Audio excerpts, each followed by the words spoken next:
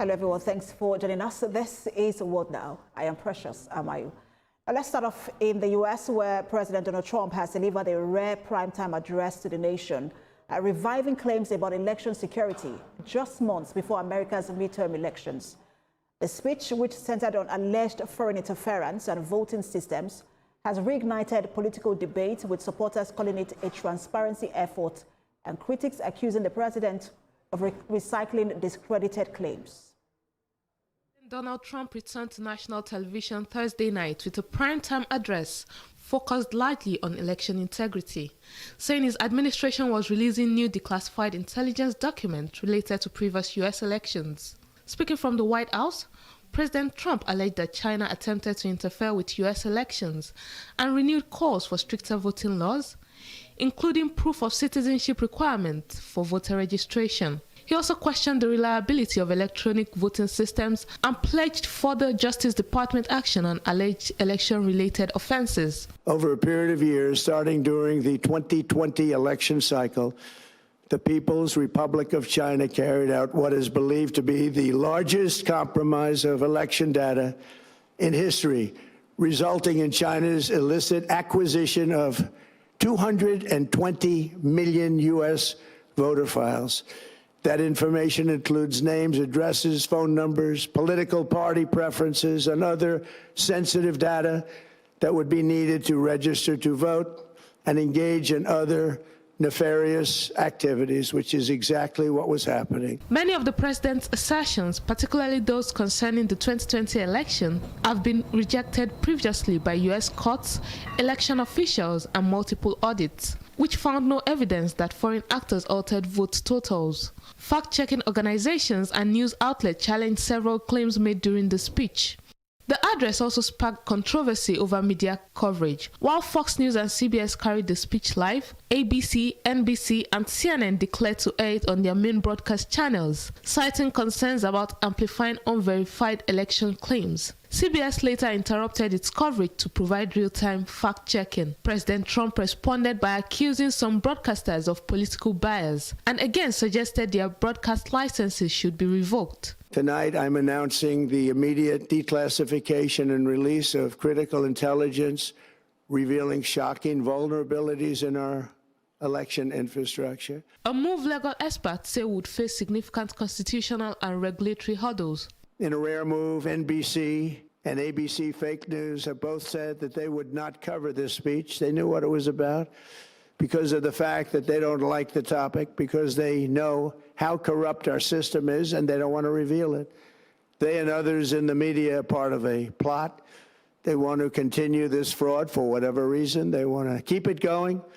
They want to protect the radical left. They can't have a great country, and that's true. You can't have a great country without free and fair elections.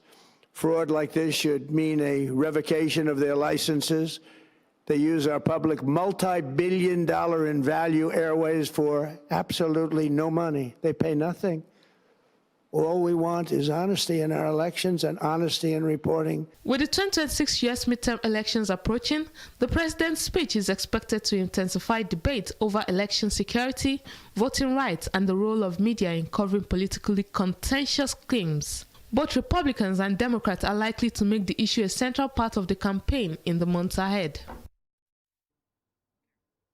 But let's also tell you that China has responded to President Trump's accusation that it meddled in his election in 2020, calling it baseless and somewhat of a figment of the president's imagination. Now, let's talk about all of this as we bring in the publisher New Americans magazine. He joins us from Ohio, U.S., Deba Wadia. Thank you so much for joining us. Thank you very much. So President Trump has been making these claims for the last 6 years. Why do you think he's repeating them now? Because the midterm election is coming. It's in November. And the polls, have been showing that the Democrat would probably take both houses. And so this is the right time to bring this up, and probably may affect the election. But if he doesn't bring it up now, it probably will be too late, when in November the election comes up. But I believe it's because of the midterm election and what the polls have been saying since the election, in anticipation of the election. So you think he's setting the stage for an official excuse if Republicans were to lose significantly in November? Definitely. It's a very smart person. You know, we all know our president is very smart. And he knows how to play politics more than the politicians, you know, who have been there for years, who have been the Congress for years. This time, he has to play this. Unfortunately, it has always been there. You know, this story has always been there. The China, Russia effect on the American politics. When we look at it, you know, in global terms, every country is interested in what is happening in the United States. The China, they are interested. Russia, they are interested. The European countries, they are interested. And so when they are interested, definitely things will be going on. Definitely they will be making their own research, putting their data together. And as they do this, the American intelligence too is gathering all this. And so where they feel that, you know, there are threats, they will raise it and also let the president know. What we are seeing now is the president trying to bring up only China, you know, in this case. It's not talking about... And Deba, I will get to that in just... Sorry, I interrupted you. I'll get to that, the issue of meddling in just a moment. But I want to stay on the idea that this is an excuse, you know, in terms of setting the stage for the election, a midterm election. Is that something, if the Republicans were to lose significantly, maybe any of the chamber of the House, of the Congress, that to lose that in November, do you think that that's an excuse that his base would accept to say, look, this is an election meddling, this is because of the Democrats, and this is because of China? Yeah, you rightly pointed it out. His base, you know, his base would probably, you know, accept that. However, things on ground, you know, determine what happens in November. And so, but he will tell his base, like we watched, and yesterday, we could see that some of the mainstream television did not broadcast it live, you know, on their major stream, but they broadcast it was in the minor ones where you could go, and it's also on their website. However, it will have an effect, you know, from his base. They will probably believe. And what about Republicans in general? They are divided, you know, because one thing when you continue to talk about election rigging, it's not just Republican, it affects everybody. You know, people are embarrassed that you could be talking about, you know, this kind of rigging in the United States, because the United States is like a template for other developing or even developed countries. And so when you start talking about rigging, it's kind of, you know, it's diversionary, and when it's not true, because the way it is, the way this system works, 50 states, all the electoral bodies, they actually are independent, sort of the Federal Electoral Commission. And so they get their results, then they now transmit. And results are announced, you know, like you see in every election, by the media, the Reuters, the Associated Press, they announce all these results before even the Federal Electoral Commission, you know, Election Commission announces. So you have all these, you know, secured ways of operating election here.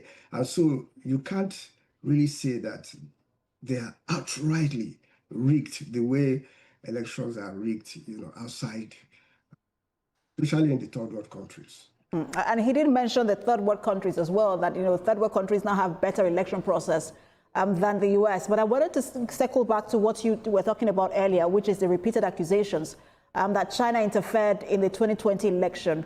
Why China and not Russia or even Iran? Because we also know that Russia and Iran were also interested in that election. Yeah, the good thing about it is that, when you mention China, everybody thinks, especially here, communism. And so people are, kind of scared when you mention communist.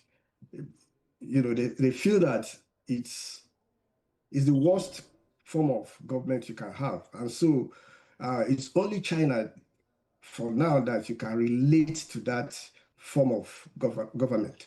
And so when you mention China, it kind of, resonates with its base. And so for now, mentioning China, could be safe for him. And also, he didn't mention Russia. We know why, because it's kind of, he wants Russia to have peace, with America. And that China has its own relationship. But when you mention China, communism is what comes in, communist. And so people will want to pay attention. And so it's a way to make people pay attention by mentioning China and by bringing China into the fray. However, you find out that even in the report, it's stated very glaringly that although Beijing did not intend to, try to affect the election, but they made effort. So China, yes, they made effort, but it did not affect the 2020 election. And what do you think now will happen to U.S.-China relations? President Trump was there just recently, almost chumming up to the Chinese president. And Chinese President Xi Jinping is supposed to be in the U.S. In September. What happens to relations now and to that trip that is supposed to propose trip in September? Yeah, we know the Chinese government, they've already responded that, they never, they never did anything to compromise the 2020 election. And it's politics, it's traditional politics. They understand too that we are going to have midterm election very soon. And so the politicians will do anything to move votes to their side. And so I believe they understand what is going on. But publicly, they've come out to say that we did not meddle in the election of 2020, which probably we can say is true. But it is the midterm election, they know. And so I don't think it will have much effect, in their relationship. The meeting will still hold. The China president will still be here. They will meet and do what they have to do, especially when it comes to business, because most times it has to do with business, Well, President Trump has been pushing for the SAFE Act. We'll see whether now, with these claims, he's able to push them past Congress. Thank you so much for your time, as always. Publisher, New Americans Magazine, Adeba Wadiai. Thank you very much.